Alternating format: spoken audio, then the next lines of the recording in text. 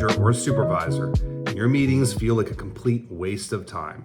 They're too long, there's too many people, nobody ever knows why they're even there. This video is for you. I'm Brad with Biz 101 HQ.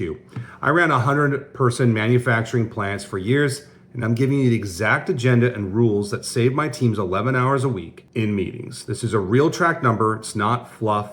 It's not theory. When I took over the last plant, leadership was in 8 recurring meetings a week. It's a total time sink, over 20 hours. Supervisors were burned out, constantly pulled off the floor, and production suffered because nobody was out there leading. Within 90 days, we cut that in half, solved problems faster, and actually increased output. Here's exactly how I did it. First, not every meeting needs to happen. Most plants are full of meetings that started years ago and nobody ever questions. My rule was simple. Before we kept or scheduled any recurring meetings, it had to pass at least 2 of these tests. 1, does it directly impact safety? 2, does it directly impact today's or this week's production numbers? And 3, is it solving problems that's costing us real money right now? If it didn't hit 2 out of the 3, we killed it, shortened it, or turned it into an email. Second, different meetings serve different purposes. You got to treat them differently. We boiled it down to 4 main types.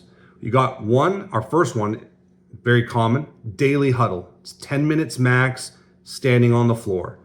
2, weekly leadership meetings, around 45, 60 minutes, once a week. 3, we got safety and incident reviews, only when something actually happened. And 4, monthly all hands. It's only for the big stuff. Everything else got handled one-on-one.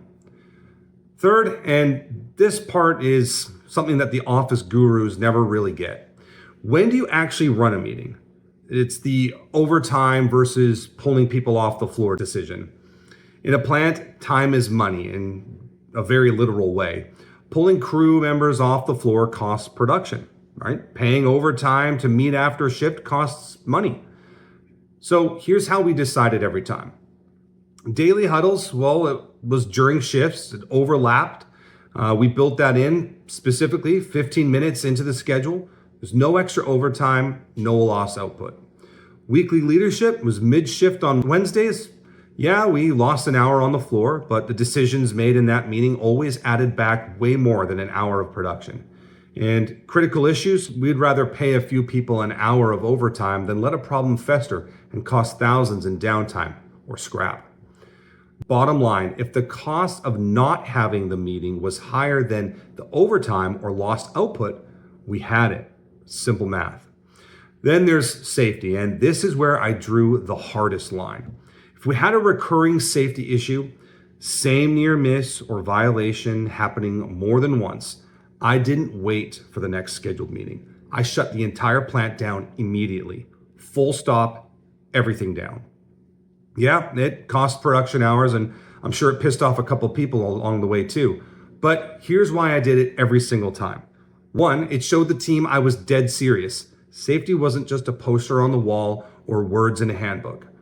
2, we brought everyone together right then, reviewed exactly what went wrong, walked the floor if needed, and fixed the root cause on the spot.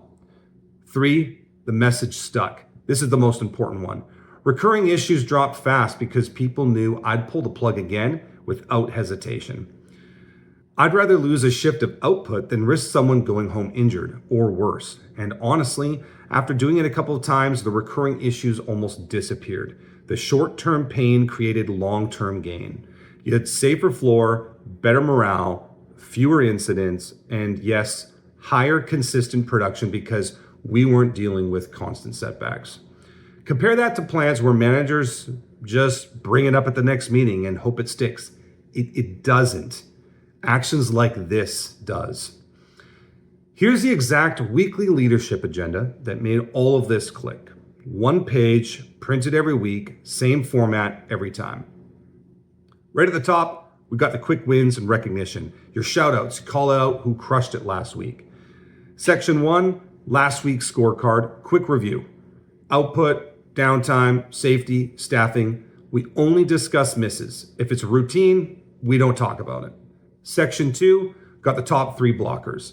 Each supervisor gets 3 to 4 minutes on what's stopping their team. Pick the biggest, assign owner and a due date. Make sure you assign an owner and a due date. Section 3, next week's focus. We would talk about shipping priorities or changeovers and coverages. And the last 5 minutes was give or take. What went well in this meeting? What should we change? That's it. We started on time and ended on time, even if it meant tabling something. The result in all of this, meetings dropped from 90 plus minutes to under 60. Across leadership teams, that's 11 real hours saved every single week. More focus on the floor, faster decisions, better numbers. If your meetings are eating your plan alive, steal this. I'm giving away the full template plus my daily huddle script and scorecard. Link will be in the description. Drop your email and I'll send it.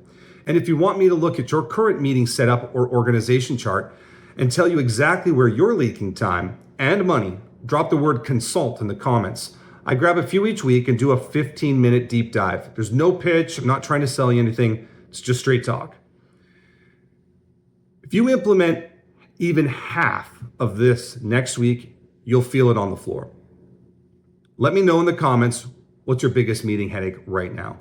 I'm Brad with Biz 101 HQ. Thank you so much for watching, and I'll see you in the next one.